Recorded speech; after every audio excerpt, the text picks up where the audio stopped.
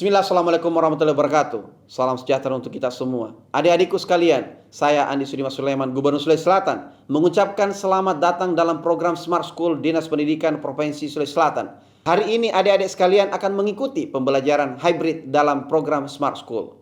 Aplikasi Smart School adalah sebuah pendekatan dengan tetap mengedepankan sebuah pendidikan dengan digital approaching untuk kemudian mengedepankan kualitas dan mutu pendidikan yang diterima siswa secara seragam di seluruh wilayah Sulawesi Selatan termasuk di pelosok-pelosok. Program ini bukan hanya memberikan kepada adik-adik sekalian pengalaman belajar yang baru, namun juga memberikan fasilitas kebutuhan dengan fitur bermanfaat seperti rekaman video pembelajaran yang dapat diulang, trik-trik penyelesaian soal, ujian-ujian serta sarana konsultasi pembelajaran dari guru-guru terbaik di Sulawesi Selatan. Sering-sering mengakses aplikasi Smart School melalui gawai yang adik-adik sekalian miliki di setiap kesempatan yang dimiliki. Untuk seluruh adik-adikku sekalian yang saya cintai, saya banggakan, selamat belajar dan semoga ilmu yang didapatkan bermanfaat untuk menambah pengetahuan pendidikan adik-adik sekalian. Salam kita pada salam. Assalamualaikum warahmatullahi wabarakatuh. Salam sejahtera untuk kita semua.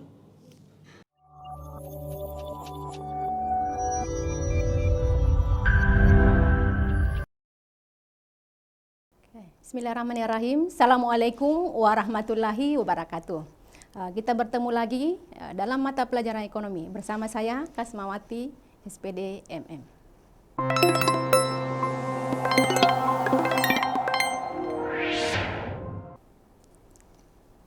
Baik, hari ini kita akan belajar mengenai perdagangan internasional. Ini adalah materi ekonomi untuk kelas 11.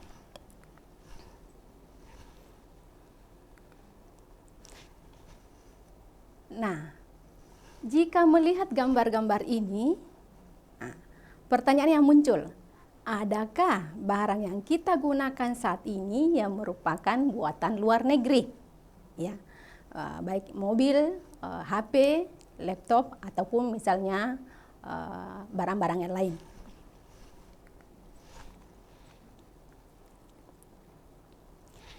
Nah, apa yang dimaksud dengan perdagangan internasional? Nah, perdagangan internasional itu adalah suatu proses tukar-menukar atau jual beli barang dan jasa yang terjadi antar satu negara dengan negara lain. Ya, misalnya negara A dengan negara B. Jadi barang ataupun jasa ya yang diperjualbelikan di sini. Nah, dalam hal ini kita mengenal dengan yang namanya ekspor ataupun impor.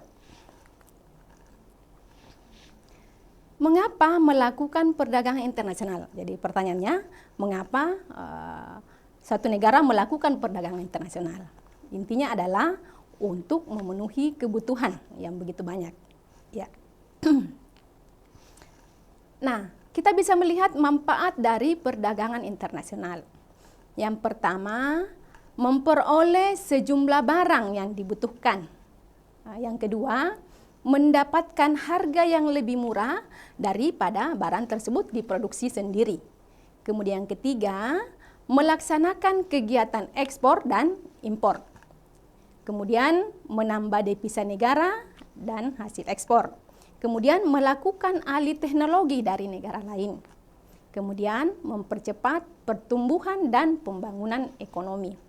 Jadi terkadang satu negara dia akan lebih cepat pertumbuhan dan pembangunan ekonominya dengan adanya perdagangan internasional. Karena termasuk di sini ada alih teknologi.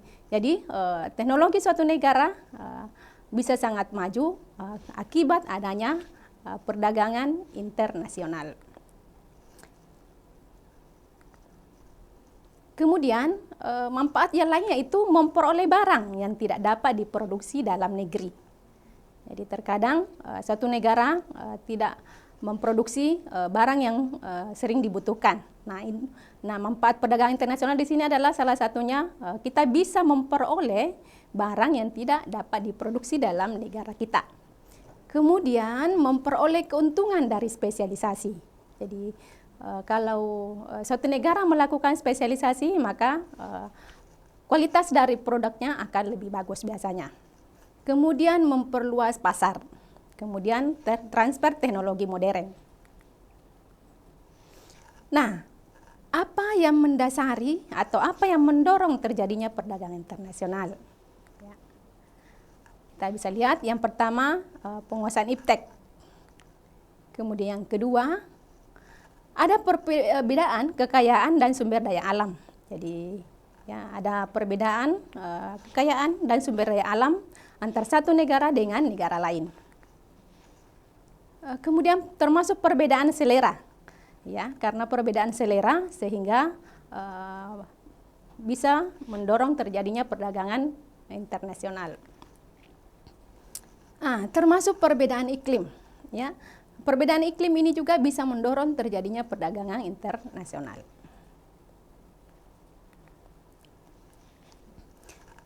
Kemudian keinginan memperluas pasar dan menambah keuntungan. Itu juga hal yang mendorong terjadinya perdagangan internasional. Ya, kemudian perbedaan teknologi. Nah, timbulnya perdagangan internasional yang pertama karena ada perbedaan hasil produksi. Kemudian yang kedua, setiap negara menghasilkan produk yang berbeda-beda. Misalnya, Indonesia kaya akan hasil alam.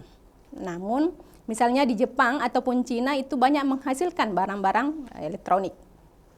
Kemudian perbedaan harga barang.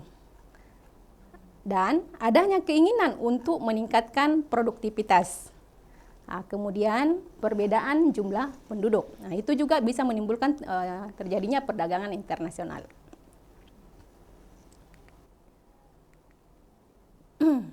Selanjutnya, hal-hal yang bisa menghambat perdagangan internasional. Kita lihat apa hal-hal yang bisa menghambat terjadinya perdagangan internasional. Suatu negara dalam kondisi tidak aman. Jadi misalnya suatu negara terjadi kekacauan, apakah peperangan atau perang antar warga, atau ada hal-hal yang kemudian terjadi kekacauan. Maka ini bisa menghambat terjadinya perdagangan internasional. Kemudian yang kedua, kebijakan ekonomi mengenai perdagangan internasional. Itu juga bisa menghambat terjadinya perdagangan internasional. Kemudian tidak stabilnya kurs mata uang asing. Kemudian yang bisa menghambat juga adalah perbedaan mata uang asing.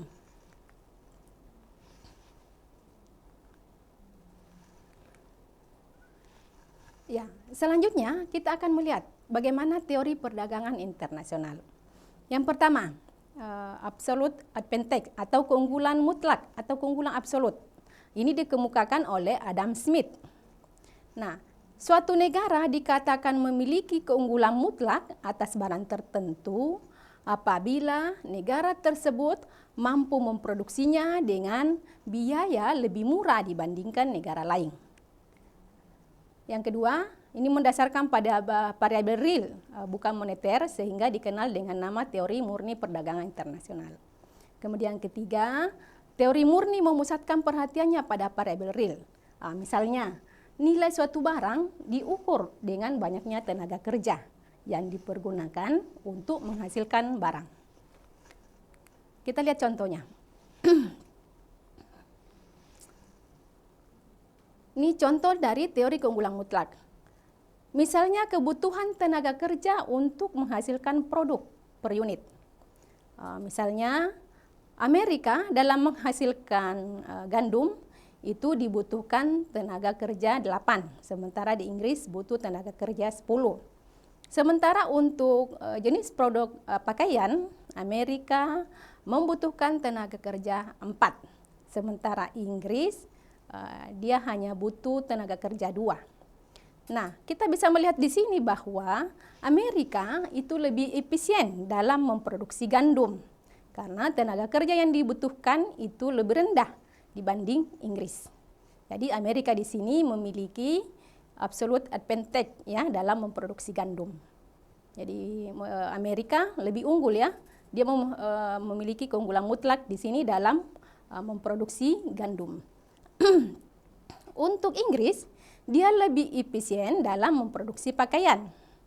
Tenaga kerja yang dibutuhkan itu lebih rendah dibanding Amerika. Jadi intinya bahwa Inggris memiliki absolute advantage ya dalam memproduksi pakaian. Nah, dikatakan absolute advantage karena masing-masing negara dalam menghasilkan satu macam barang itu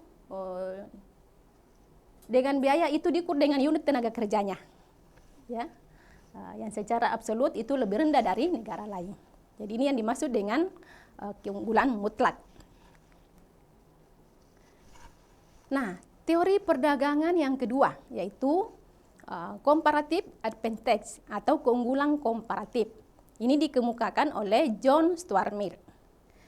Dua negara masih dapat melakukan perdagangan meskipun salah satunya mempunyai keunggulan mutlak dalam memproduksi barang, asalkan biayanya relatif untuk memproduksi barang di kedua negara tersebut itu berbeda. Yang kedua, suatu negara akan mengekspor suatu barang yang memiliki comparative advantage terbesar dan mengimpor barang yang memiliki comparative disadvantage, ya. Yang ketiga, nilai suatu barang ditentukan oleh banyaknya tenaga kerja yang dicurahkan untuk memproduksi barang.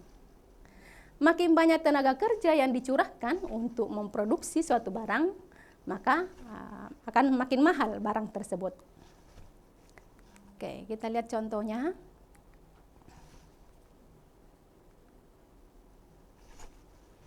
Ya, ini contoh produksi 10 orang dalam satu pekan. Ya. Untuk Amerika, dia dalam memproduksi gandum itu 6 bakul. Ya, sementara Inggris 2 bakul. Untuk pakaian, jadi untuk jenis produk pakaian, Amerika itu bisa menghasilkan 10 yard. Sementara Inggris hanya 6 yard. Nah, menurut teori ini, jadi absolute advantage, ya, keunggulan komparatif, ini tidak akan terjadi perdagangan antara Amerika dan Inggris karena Amerika memiliki absolute advantage pada semua produk. Ya, keunggulan mutlak, ya. Nah, menurut comparative advantage dapat dilakukan perdagangan antara Amerika dan Inggris dengan alasan. Jadi ada alasan kemudian Amerika dengan Inggris itu melakukan perdagangan internasional meskipun mereka tidak unggul secara mutlak. Tapi di sini keunggulan komparatif. Kita lihat dari sisi Amerika. Produksi gandum 6 bakul dibanding 2 bakul dari Inggris. Itu 3:1. Kemudian produksi pakaian 10 yard dibanding 6 yard dari Inggris itu 5:3, ya, berbanding 1. Nah, Amerika memiliki comparative advantage pada gandum, yakni 3:1 lebih besar dari 5:3:1. Jadi itu dari sisi Amerika. Nah, dari sisi Inggris, dalam produksi gandum 2 bakul itu dibanding 6 bakul dari Amerika. Ya, berarti 1:3, ya, berbanding 1. Jadi 1/3:1. Kemudian dalam produksi pakaian 6 yard. Ya, itu dibanding 10 yard dari Amerika, berarti 3/5:1. Nah, Inggris itu memiliki comparative advantage pada produksi pakaian, yakni 3/5:1. Itu lebih besar, ya, daripada 1/3:1. Nah, teori perdagangan yang ketiga yaitu comparative cost atau biaya komparatif. Ini dikemukakan oleh David Ricardo. Nah, titik pangkal teorinya tentang nilai atau value. Nah, nilai atau value suatu barang tergantung dari banyaknya tenaga kerja yang dicurahkan untuk memproduksi barang tersebut. Kemudian, perdagangan antar negara akan timbul apabila masing-masing negara memiliki comparative cost yang terkecil. Kita lihat contohnya. Ini banyaknya hari kerja yang dibutuhkan untuk memproduksi anggur dan pakaian. Portugis dalam menghasilkan anggur itu butuh waktu 3 hari untuk memproduksi 1 botol. Sementara Inggris itu butuh 6 hari. Nah, dalam hal pakaian, Portugis itu butuh 4 hari, Inggris 5 hari. Nah, kita lihat besarnya comparative cost yang dimiliki. Portugis untuk anggur itu 3/6, lebih kecil 4/5, atau 3/4 lebih kecil dari 6/5. Nah, Portugis akan berspesialisasi pada produksi anggur, sedangkan Inggris pada produksi pakaian. Jadi ini perbedaan comparative cost dengan comparative advantage. Jadi comparative cost advantage ini untuk sejumlah tenaga kerja tertentu di masing-masing negara, outputnya berbeda. Nah, sementara comparative cost untuk sejumlah output tertentu, waktu yang dibutuhkan berbeda ya antara satu negara dengan negara lain. Jadi makanya di sini ada spesialisasi. Selanjutnya, apa yang membedakan antara perdagangan dalam negeri dan luar negeri? Di sini ada 6 aspek. Yang pertama, kita lihat dalam jangkauan wilayah. Untuk perdagangan dalam negeri, jangkauan wilayahnya ya satu wilayah negara saja. Tapi untuk perdagangan luar negeri itu menjangkau beberapa negara. Ya. Nah, dari segi cara pembayaran, kalau perdagangan dalam negeri itu satu jenis saja uang. Tapi untuk perdagangan luar negeri itu ada bermacam-macam uang di dalamnya. Kita kenal namanya valuta asing. Kemudian dari aspek sistem distribusi. Untuk perdagangan dalam negeri, sebagian besar sistem distribusinya langsung. Sementara untuk perdagangan luar negeri, sistem distribusi tidak langsung. Kemudian aspek keempat, peraturan yang berlaku. Untuk perdagangan dalam negeri itu menggunakan aturan satu negara sendiri. Sementara perdagangan luar negeri aturannya dari beberapa negara yang terlibat. Dari aspek tingkat persaingan, untuk perdagangan dalam negeri itu kurang ketat karena bersaing dengan produsen dari dalam negara sendiri. Kalau perdagangan luar negeri ini lebih ketat ya persaingannya karena melibatkan produsen dari beberapa negara. Nah, dilihat dari aspek biaya angkutan. Kalau perdagangan dalam negeri itu lebih murah karena dalam satu negara. Tapi untuk perdagangan luar negeri itu lebih mahal karena jangkauannya beberapa negara. Nah, kebijakan perdagangan internasional. Ini bisa menambah jenis barang ekspor. Memberi fasilitas kepada produsen barang ekspor. Mengendalikan harga produk ekspor di dalam negeri. Kemudian menjaga kestabilan kurs valuta asing. Kemudian pembuatan perjanjian perdagangan internasional. Nah, kita lihat sekarang apa faktor yang menyebabkan dilakukannya impor. Yang pertama, ketersediaan. Barang yang diimpor tidak ada atau tidak diproduksi di negara itu sendiri. Di ketersediaan barang di dalam negeri. Yang kedua, kualitas. Mutu barang yang diimpor itu lebih baik dari yang diproduksi di negara itu sendiri. Ya. Kemudian ketiga, varietas. Jenis tertentu barang yang diimpor itu tidak diproduksi di negara itu sendiri. Nah, dilihat dari harga. Barang yang diimpor diproduksi di negara itu sendiri, tetapi harganya biasanya lebih murah bila mengimpor. Kemudian, supply. Barang yang diimpor diproduksi di negara itu sendiri, tapi jumlahnya tidak cukup untuk memenuhi kebutuhan di dalam negeri. Jadi, supply ya. Nah, sekarang kita lihat, ada beberapa kebijakan perdagangan internasional. Ada kuota, ada tarif, ada subsidi, larangan impor, dumping, dan larangan ekspor. Inilah beberapa kebijakan perdagangan internasional.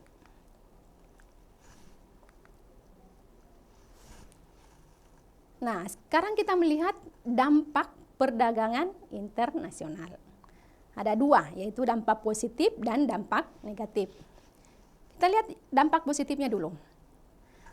Dampak positif yang pertama, kegiatan produksi dalam negeri akan meningkat, baik kuantitas maupun kualitasnya. Yang kedua, mempererat persahabatan antar bangsa. Kemudian ketiga, mendorong kemajuan iptek.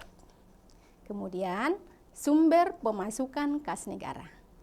Kemudian dampak positif yang lain yaitu memperluas lapangan pekerjaan. Selanjutnya, kita akan melihat dampak negatifnya. Yang pertama, adanya ketergantungan satu negara terhadap negara lain. Kemudian yang kedua, barang-barang produksi dalam negeri terganggu akibat masuknya barang impor yang terkadang dijual lebih murah dalam negeri yang menyebabkan industri dalam negeri mengalami kerugian besar. Ini dampak negatif yang kedua. Kemudian ketiga, terjadi persaingan yang tidak sehat karena pengaruh perdagangan bebas. Kemudian, bila tidak mampu bersaing, maka pertumbuhan perekonomian negara akan semakin rendah, ya, dan bertambahnya pengangguran dalam negeri. Nah, inilah dampak-dampak negatif dari perdagangan internasional. Jadi selain ada dampak positif, ada juga dampak negatifnya. Nah, selanjutnya kita membahas lagi tentang devisa. Nah, devisa ini adalah alat pembayaran luar negeri atau semua barang yang dapat diterima di dunia internasional sebagai alat pembayaran. Nah, apa fungsi dari devisa ini? Yang pertama, membiayai perdagangan luar negeri yang berupa impor barang dan jasa. Yang kedua, membayar pokok utang, cicilan utang, bunga utang atau utang luar negeri. Kemudian yang ketiga, membiayai pembinaan dan pemeliharaan hubungan luar negeri, yaitu untuk kedutaan, konsulat, misi kebudayaan ke luar negeri. Kemudian yang selanjutnya, mengatasi kesulitan perekonomian negara dalam kaitannya dengan pembayaran luar negeri. Kemudian memudahkan terjadinya transaksi dengan dalam perdagangan internasional.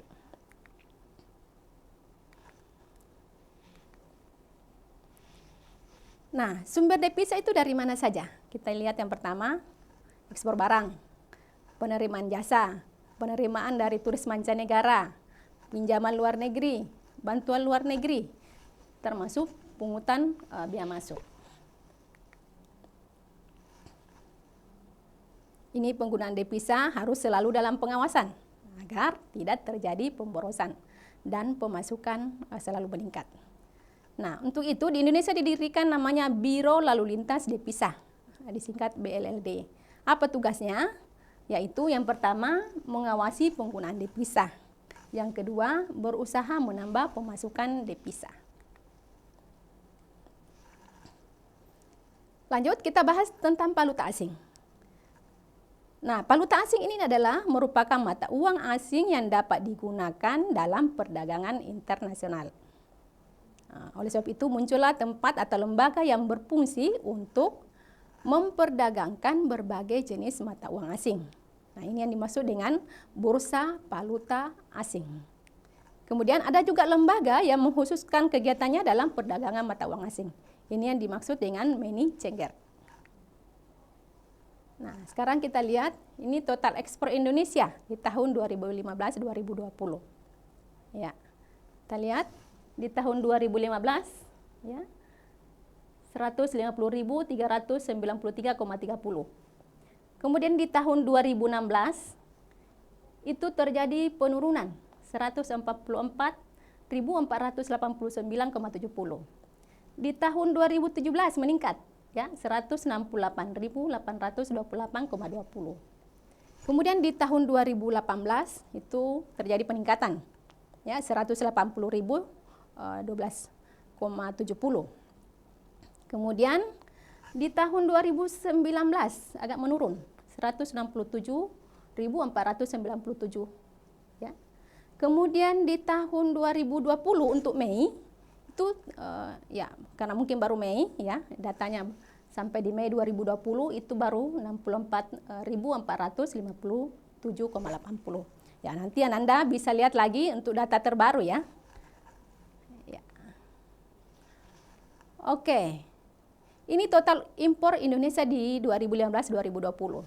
Kita lihat di 2015 itu ada 142.694,50. Kemudian di tahun 2016 ada terjadi penurunan di 2016. 135.652,80. Di tahun 2017 itu terjadi peningkatan.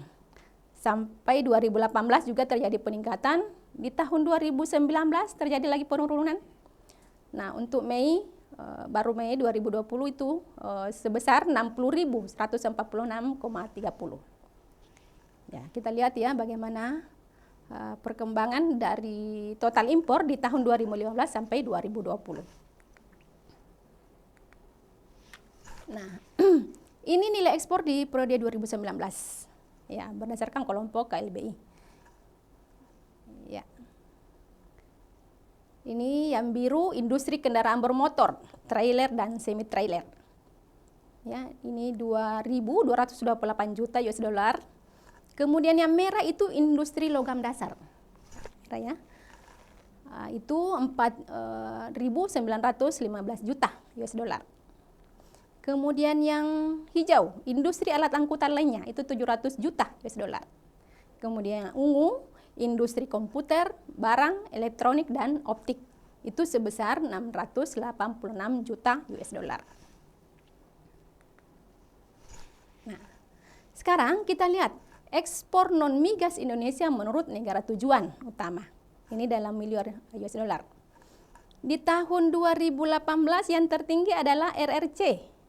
Nah, sama di 2019 juga RRC. Kemudian disusul oleh Amerika. Ya, kemudian Jepang, Singapura. Ya, ini kita lihat ya, kita bandingkan antara data tahun 2018 dengan 2019. Kalau di tahun 2018 RRC itu 14,5. Sementara di tahun 2019 terjadi penurunan yaitu 13,7. Amerika juga terjadi penurunan. Jepang Jepang sangat mencolok ya, 9,7 di 2018, sementara di 2019 itu hanya 7,9. Singapura 5,3 di tahun 2018, sementara di tahun 2019 itu 5,1. Ini kalau kita lihat yang meningkat hanya di Filipina 3,8. Ya, Filipina 3,9 ya, menurun juga.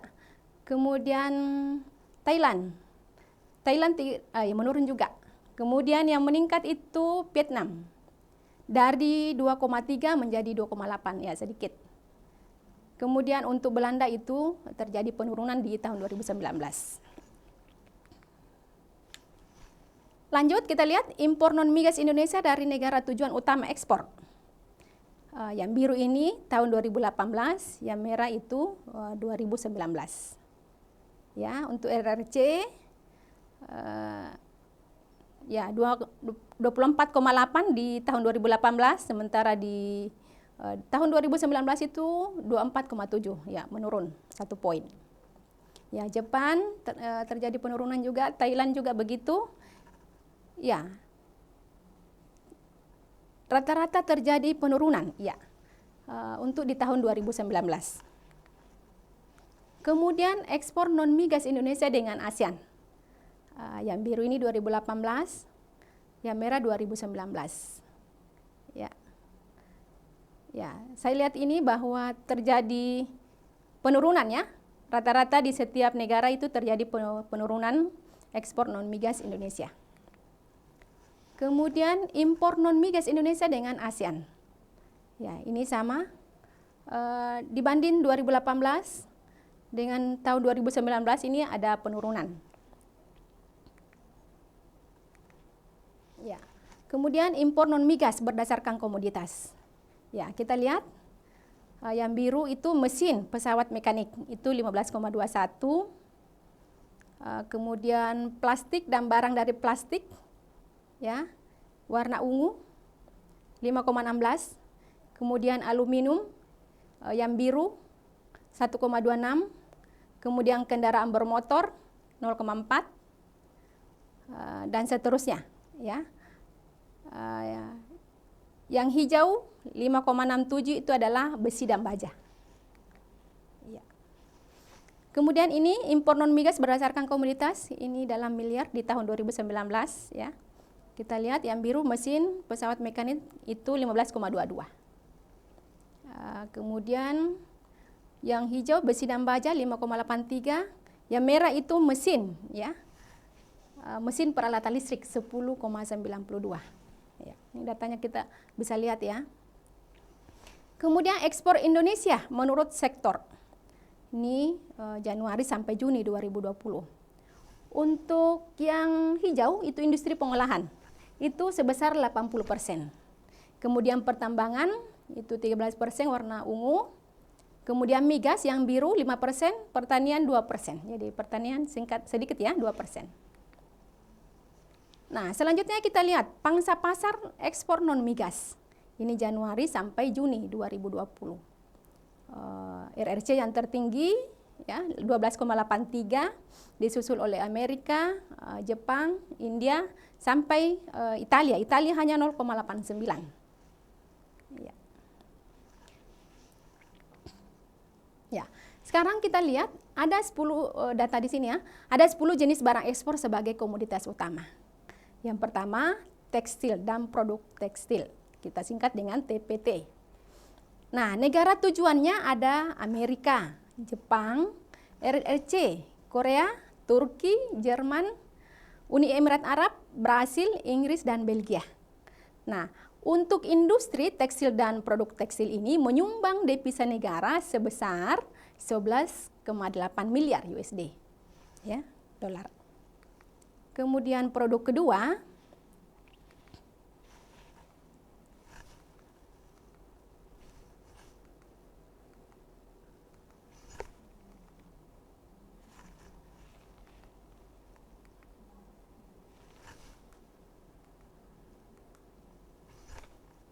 oke, kita lihat yang kedua.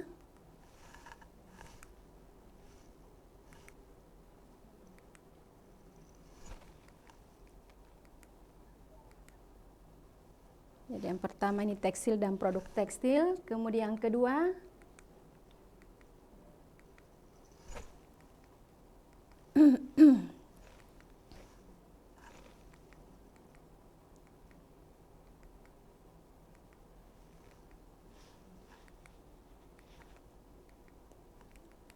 ya, yang kedua elektronik.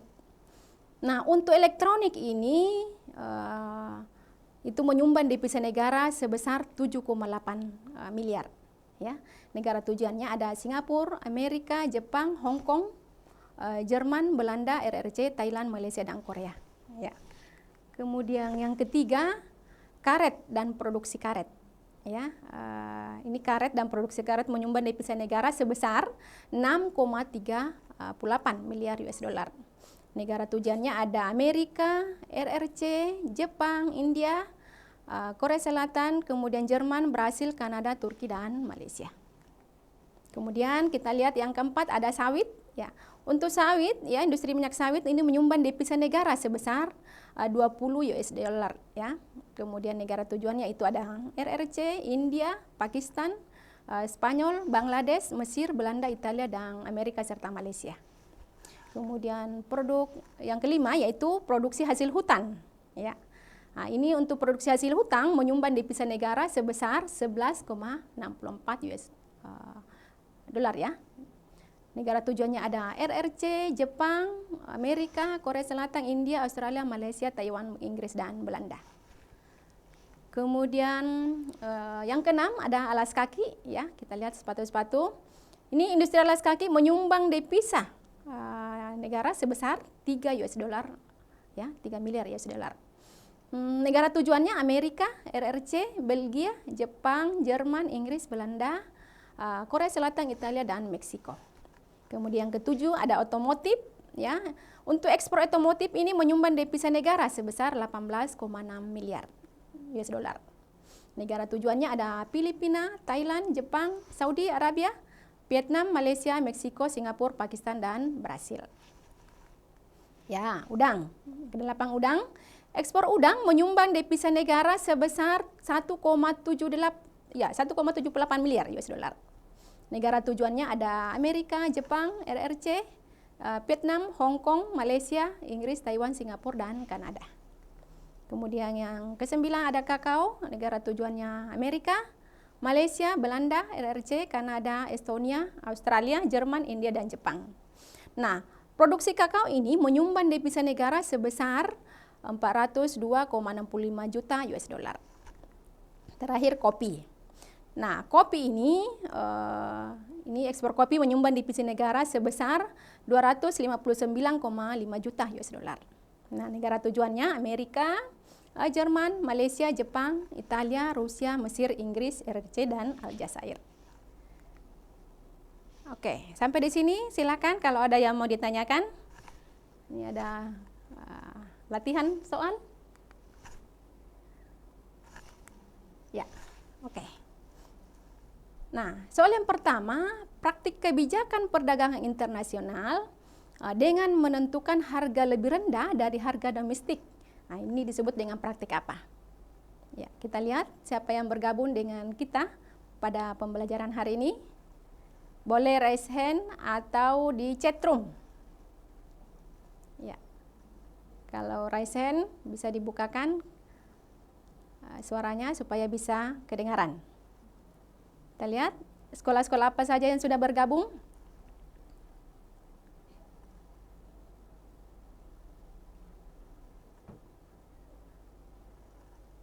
Ada sekolah yang bergabung? Bisa raise hand atau chat room. Ya, ini ada 17 ya yang bergabung. Ya, kita lihat sekolah-sekolah apalah. Ya. Ya, ada dari SMA 12 Bone. Ya. SMA 12 Bulukumba. SMA 23 Bone, SMA 4 Takalar juga ada, SMA 6 Palopo, SMA 7 Sopeng, alhamdulillah lumayan ya. Pindrang, SMA Negeri 8, SMA 10 Pangkep, SMA 11 Takalar, SMA 2 Bone dengan SMA 8 Wajo. Ya, SMA 5 Sopeng. Ya, silakan. Ada yang mau menjawab apa jawabannya kira-kira dari latihan soal ini? Ada yang bisa bersuara?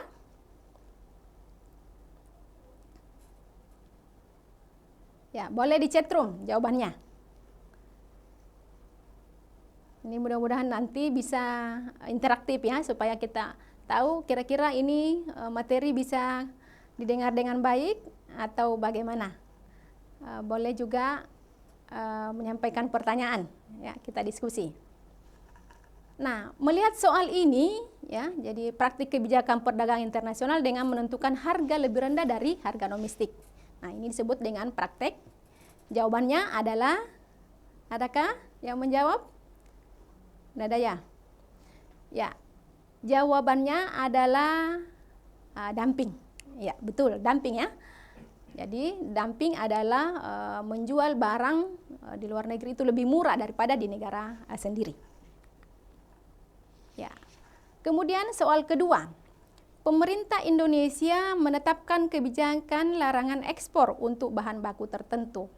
Hal ini bertujuan untuk A. mengawasi perdagangan luar negeri, B. meningkatkan neraca perdagangan, kemudian C. melindungi produsen dalam negeri, kemudian D. menambah penghasilan negara, E. menambah keuntungan impor. Ya, oke. Ada yang mau menjawab? Ya, silakan. Ya, boleh di chat room atau raise hand ya, supaya bisa dibukakan kameranya. Ayo, silakan. Ada yang mau menjawab soal ini? Gimana? Dari Palopo atau dari Toraja?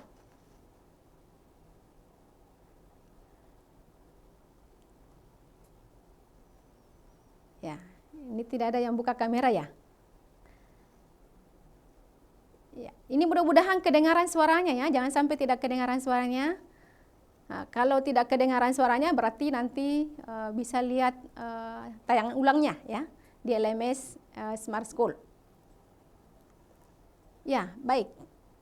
Untuk soal yang kedua ini ya, jadi pemerintah Indonesia menetapkan kebijakan, Android TV. Dari mana ini? Ya, ini sudah kelihatan. Ya, ada yang raise hand. Ya, silakan.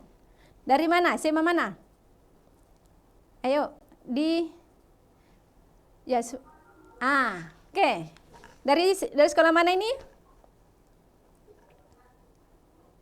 Dari sekolah mana? Wajo? Ayo satu orang dekat-dekat. Ya, silakan Anda. Ya, siapa namanya? Ya, mantap. Ya, alhamdulillah. Dari sekolah mana ini? Oh, Takalar, SMA, mantap, Takalar. Iya, oke. Nanda, siapa namanya Nanda?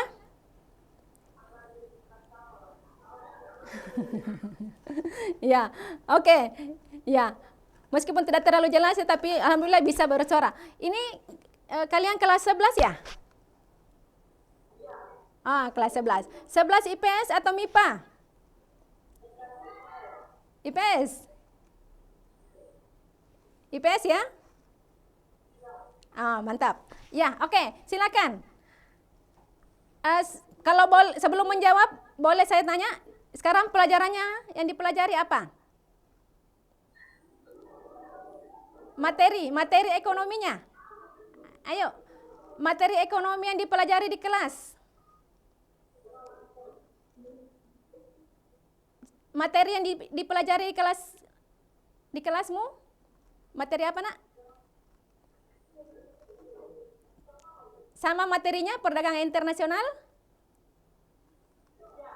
Oke, mantap. Ya, baik. Ya, silakan Anda. Kira-kira apa jawabannya ini? C. Melindungi produsen dalam negeri. Oke, kita berikan aplaus ya untuk Takalar, SMA 1 Takalar ya.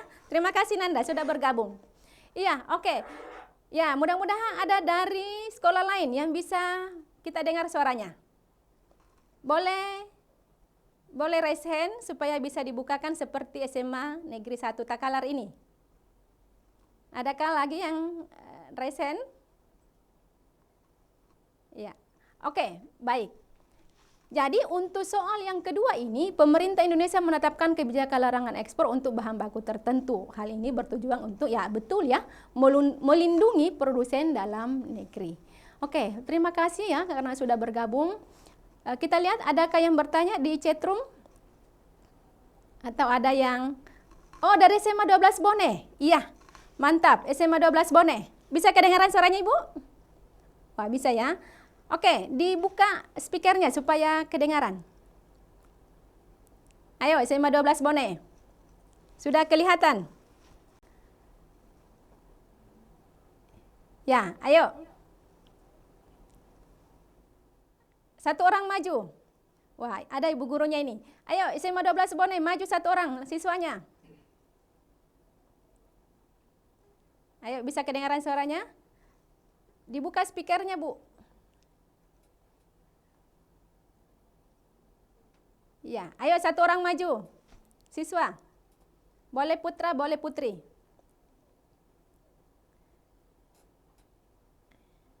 Tidak bisa kedengaran suaranya ya? Oh, bisa. Ayo. Ayo satu orang maju. Sudah kedengaran suaranya dari SMA 12 Bone? Ya, maju satu orang. Ya, ini sekarang yang dipelajari oleh SMA 12 Bone, ekonomi ya? Kalau boleh tahu materi apa yang diberikan oleh ibu gurunya?